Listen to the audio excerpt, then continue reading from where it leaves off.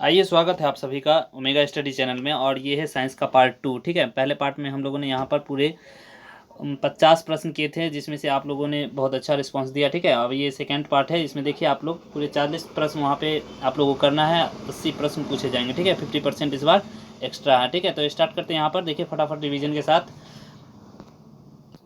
चलते हैं question number first पे। उससे पहले आप लोग जो भी चैनल पर नए हैं, चैनल को सब्सक्राइब कीजिए, वीडियो अच्छा लगे लाइक कीजिए। ठीक है, तो स्टार्ट करते हैं क्वेश्चन नंबर फर्स्ट से टाइमर के साथ। चलिए, ये रहा क्वेश्चन नंबर फर्स्ट यहाँ पे। ठीक है, टाइमर स्टार्ट है। तो फर्स्ट का आंसर देना है आप लोगों को। पूछा है क्वेश्चन से कि उत्तल दर्पण में किस प्रकार का प्रतिबिंब बनता है। तो आप लोग जानते हैं कि उत्तल दर्पण में प्रतिबिंब जो है आभासी बनता है हमेशा। ठीक है, वास्तविक किस में बनता है?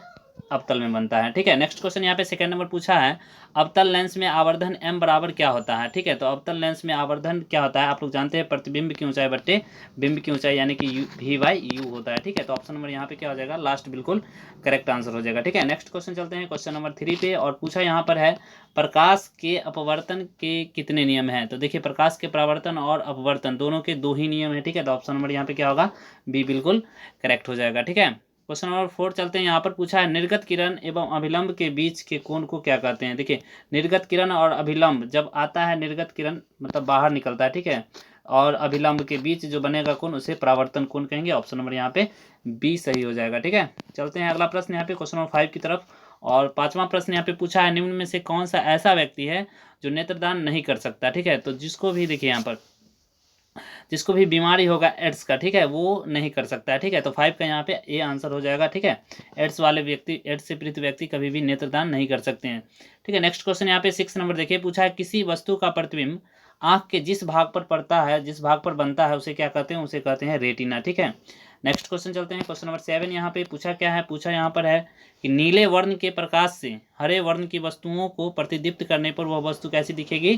काली दिखेगी। जब भी कलर चेंज रहे दोनों, ठीक है, तो हमेशा उसमें क्या दिखेगा? काला दिखेगा। ठीक है, ऑप्शन नंबर यहाँ पे बी सही हो जाएगा। अगर मान लीजिए किसी भी रंग के अगर श्वेत रंग में देखेंगे, ठीक है, तो वो हमेशा उसी रंग का दिखाई देगा। चलते हैं नेक्स्ट प्रश्न पे, क्वेश्चन नंबर 8 की तरफ। यहाँ पे पूछा क्या है?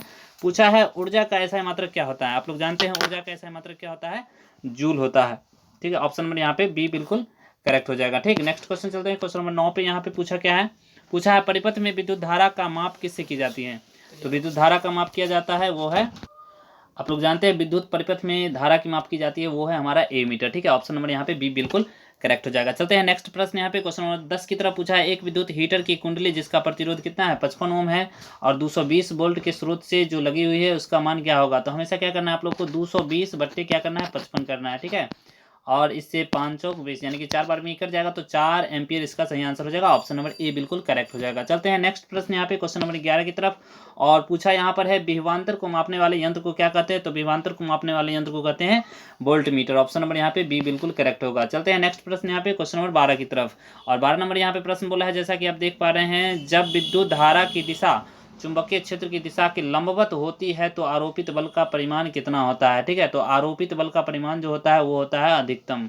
ऑप्शन नंबर यहाँ पे बी बिल्कुल सही हो जाएगा। नेक्स्ट क्वेश्चन चलते हैं 13 नंबर पे। यहाँ पे पूछा है, फ्लेमिंग के दाएं हस्त नियम में अंगूठा किस दिशा को दर्शाता है। ठीक है, पिछली बार हम लोग किए थे फ्लेमिंग के बाम हस्त नियम, इस बार है दायां हस्त नियम। ठीक है, तो यहाँ पे सही आंसर क्या हो जाएगा? ऑप्शन नंबर ए हो जाएगा, चालक की गति की दिशा को। ठीक है, नेक्स्ट क्वेश्चन यहाँ पे 14 नंबर की तरफ है यहाँ पर।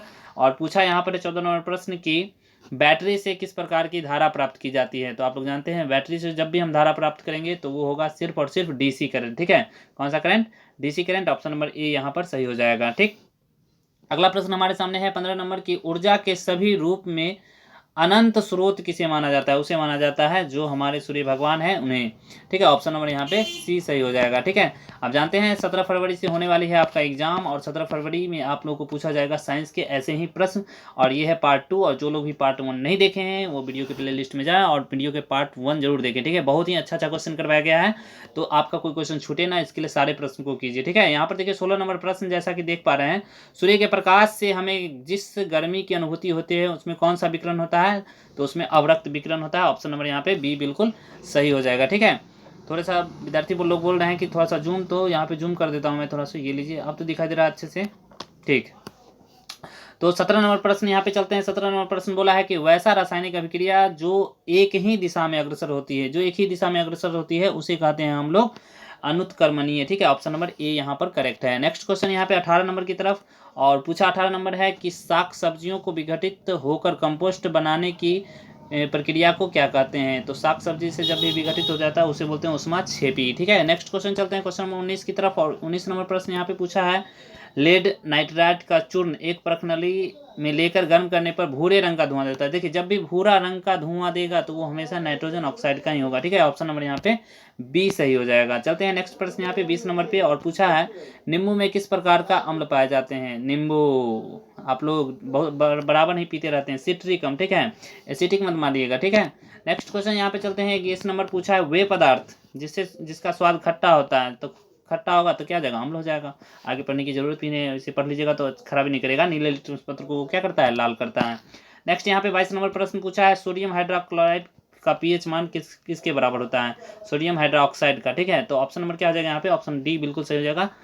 सोडियम हाइड्रोक्साइड है NaOH, आप लोग जानते हैं NaOH सोडियम हाइड्रोक्साइड होता है, तो ये धातु का ऑक्साइड है तो वो क्षारीय होगा। ऑप्शन नंबर यहाँ पे डी बिल्कुल करेक्ट है। नेक्स्ट यहाँ पे देखिए 23 नंबर प्रश्न आप लोगों से पूछा है यहाँ पर नाइट्रोजन डाइऑक्साइड के धुएं का रंग क्या होता है। तो देखिए नाइट्रोजन डाइऑक्साइड के धुएं का रंग जो होता है वो भूरा होता है, अभी अभी आप लोगों ने ऊपर देखा था। 24 नंबर प्रश्न यहाँ पे पूछा है लिटमस रंजक बैगनी रंग का होता है जो निकाला जाता है किस चीज़ से। ये निकाला जाता है लाइकेन से, ठीक है। शैवाल और कवक का वहाँ पे मेल होता है, उसी से लाइकेन बनता है, आप लोग जानते हैं। अगला प्रश्न यहाँ पे क्वेश्चन नंबर 25 है, पूछा है निम्न में कौन सा अधातु है। देखिए अधातु कौन सा है इसमें से आपको देखना है, तो हमें तो लग रहा है यहाँ पे हाइड्रोजन ही अधातु है हमारा, ठीक है। ऑप्शन नंबर ए यहाँ पे सही हो जाएगा। नेक्स्ट क्वेश्चन यहाँ पे 26 नंबर पूछा है आप लोगों से कौन सा धातु जल में डालने पर तैरता है। जल में कौन सा डालेंगे तो तैरेगा, वो तैरेगा जो क्या होगा, हल्का होगा, ठीक है, कैल्शियम, ठीक है। ऑप्शन नंबर यहाँ पे सी सही हो जाएगा, ठीक है। नेक्स्ट क्वेश्चन चलते हैं यहाँ पर, मैग्नीशियम क्या हो जाता है, मैग्नीशियम जलने लगता है तो वो नहीं होगा, यहाँ पे सोडियम होता तो वो होता, ठीक है। नेक्स्ट क्वेश्चन यहाँ पे 27 नंबर पूछा है लोहे से जिंक लेपित करने को गैल्वेनीकरण कहते हैं। सभी का आंसर सही है, पहले ही आप लोग आंसर दे देते हैं, बहुत अच्छा। यहाँ पे देखिए 28 नंबर प्रश्न पूछा है कार्बन क्या है। तो कार्बन क्या है आप लोग जानते हैं, कार्बन एक अधातु है। ऑप्शन नंबर यहाँ पे बी सही हो जाएगा। उपधातु कौन बोल रहा है, कौन बोल रहा है उपधातु, उपधातु नहीं है, ठीक है। नेक्स्ट क्वेश्चन यहाँ पे चलते हैं 29 नंबर पूछा है ग्लूकोज का रासायनिक सूत्र क्या होगा। ग्लूकोज का रासायनिक सूत्र होता है C6H12O6। नेक्स्ट क्वेश्चन चलते हैं 30 नंबर पे, और पूछा यहाँ पर है मेथेनोइक अम्ल का सामान्य नाम क्या है। मेथेनोइक अम्ल का सामान्य नाम जो है वो है फॉर्मिक अम्ल, जो चींटी के काट लेने से होता है, या आप लोग जानते हैं बिढ़नी के काट लेने से होता है। नेक्स्ट क्वेश्चन यहाँ पे 31 नंबर पूछा है आवर्त सारणी के शून्य समूह का तत्व कौन सा है। तो देखिए शून्य समूह का तत्व है हीलियम, हीलियम के साथ और भी होता है, ठीक है, जो अक्रिय गैस होते हैं। नेक्स्ट क्वेश्चन यहाँ पे 32 नंबर पूछा है समूह में ऊपर से नीचे जाने पर परमाणु साइज में क्या परिवर्तन होता है। तो परमाणु साइज क्या हो जाता है, ऊपर से जब भी नीचे जाइएगा, ठीक है, ऊपर से नीचे जाएंगे तो परमाणु साइज बढ़ेगा, ठीक है। ऑप्शन नंबर यहाँ पे क्या आ जाएगा, सी सही हो जाएगा। नेक्स्ट क्वेश्चन यहाँ पे 33 की तरफ चलते हैं हम लोग। 33 नंबर प्रश्न बोला है आप लोगों से कि रक्तचाप मापने वाले यंत्र को क्या बोलते हैं, स्फेग्नोमेनोमीटर। सभी का सही यहाँ पे ऑप्शन नंबर ए हो जाएगा। चलते हैं नेक्स्ट क्वेश्चन 34 पे। 34 नंबर प्रश्न यहाँ पे देखिए पूछा है आप लोगों से मनुष्य में मुख्य श्वसन अंग क्या है। मुख्य श्वसन अंग क्या है आप लोग जानते हैं, नाक है कि फेफड़ा, ये बताना है आप लोगों को। नाक है कि फेफड़ा ये बताना है, हम ये पूछ रहे हैं। फेफड़ा बिल्कुल सही यहाँ पे लास्ट हो जाएगा। नेक्स्ट क्वेश्चन यहाँ पे 35 नंबर पूछा है मनुष्य में पाचन की क्रिया शुरू होती है मुख से। कहाँ से, मुख से, बिल्कुल सही आंसर है आप लोगों का ऑप्शन नंबर सी यहाँ पर। नेक्स्ट क्वेश्चन यहाँ पे 36 नंबर पूछा है क्लोरोफिल वर्णक का रंग क्या होता है। क्लोरोफिल का रंग होता है हरा, ठीक है, ऑप्शन नंबर ए सही है। नेक्स्ट क्वेश्चन 37 पे चलते हैं हम लोग, और पूछा यहाँ पर है कि मस्तिष्क का कौन सा भाग हृदय स्पंदन तथा श्वसन की गति को नियंत्रित करता है। तो नियंत्रित कौन करता है, नियंत्रित करता है हमारा मेंडुला, ठीक है, ऑप्शन बी यहाँ पे सही हो जाएगा। नेक्स्ट चलते हैं यहाँ पर, अच्छा सेरेब्रम हमको बताता है भूख प्यास को, ठीक है, इसको ध्यान रखिएगा। नेक्स्ट क्वेश्चन 38 नंबर यहाँ पे पूछा है पादप हार्मोन का उदाहरण कौन सा है। पादप हार्मोन का जो उदाहरण है वो है हमारा ऑक्सीन, ऑप्शन नंबर सी हो जाएगा। नेक्स्ट क्वेश्चन 39 पे चलते हैं, पूछा है यदि हमारे आहार में आयोडीन की कमी हो। बिल्कुल सही, गलगायन, ग्वाटर और गलगंड सभी एक ही बात है, इनमें से सभी हो जाएगा, कोई भी जरूरी नहीं कि घेघा ही करिएगा, ठीक है, और भी हो सकता है जो आप लोग देख पा रहे हैं यहाँ पर। 40 नंबर प्रश्न यहाँ पे देखिए पूछा है निम्नलिखित जीवों में किसमें अलैंगिक जनन मुकुलन द्वारा होता है। देखिए मुकुलन पूछा हुआ इस बार 12th में भी ये क्वेश्चन है, ठीक है, 12th में पूछा था यही प्रश्न, इष्ट, बिल्कुल सही आंसर यहाँ पे सी हो जाएगा। नेक्स्ट क्वेश्चन यहाँ पे 41 नंबर देखिए पूछा है उड़हुल किस प्रकार का फूल है। उड़हुल जो होता है ना, ये भी पूछा हुआ क्वेश्चन है, इसी बार पूछा है, ठीक है, इसी बार 2017 में पूछा गया, 2021 में पूछा हुआ प्रश्न है, जो कि पूछा था साइंस के बायोलॉजी में, ठीक है, 12th में, तो आप लोगों से भी पूछ सकता है, तो ऑप्शन नंबर ए बिल्कुल सही हो जाएगा, द्विलिंगी। नेक्स्ट यहाँ पे 42 नंबर प्रश्न देखिए आप लोग क्या पूछा है यहाँ पर पराग कोष होते हैं। परागकोश क्या होता है ये बताना है। परागकोश क्या होता है, तो परागकोश होता है परागकण। ठीक है, यहाँ पे option number D. Next question यहाँ पे 43 पूछा है, जीवों में वंशानुगत गुणों का निर्धारण कौन करता है। वंशानुगत गुणों का निर्धारण जो होता है वो करता है डीएनए। नहीं, डीएनए नहीं हो पाएगा। ठीक है, जो लोग डीएनए बता रहे हैं गलत बता रहे हैं, जीन बिल्कुल सही। यहाँ पे जीन जो होता है ना वो वाहक होता है। नेक्स्ट क्वेश्चन यहाँ पे 44 नंबर देखिए, पूछा क्या है, पूछा यहाँ पर है सर्वप्रथम ऑक्सीजन की उत्पत्ति किस जीव के कारण हुई है। किस जीव के कारण हुई है ये बताना है। तो यहाँ पे ऑप्शन नंबर बी हो जाएगा, नीला तथा हरा शैवाल से। ठीक है, और 45 नंबर प्रश्न जो कि लास्ट प्रश्न है। ठीक है, तो यहाँ पे देखिए प्रश्न क्या है, ओजोन परत पाई जाती है। ओजोन परत जो है वो समताप मंडल में पाया जाता है। ठीक है, स्ट्रेटोस्फीयर यहाँ पे ऑप्शन नंबर ए हो जाएगा। ठीक है, और चलते हैं आज के प्रश्न पे जो कि आप लोगों से पूछा जाएगा। इसका आंसर आप लोग को कमेंट बॉक्स में देना है।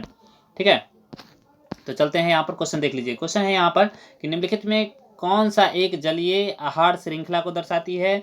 ए बी सी डी में से ऑप्शन आपको बताना है। और नेक्स्ट यहाँ पे है कि निम्न में से कौन प्राकृतिक संसाधन है। देख लीजिए यहाँ पे कौन सा प्राकृतिक संसाधन है, वायु, मृदा, जल और जीवधारी में से कौन होगा ये बताना है। अच्छा नहीं है, ये ऐसा पूछा है। ठीक है, और जैव विविधता के विशिष्ट स्थल कौन सा है ये बताना है। ठीक है, तीनों का आंसर एक्सपेक्ट करते हैं कि आप जरूर बताइएगा कमेंट बॉक्स के अंदर। तो आज भर रहने देते हैं इतना ही।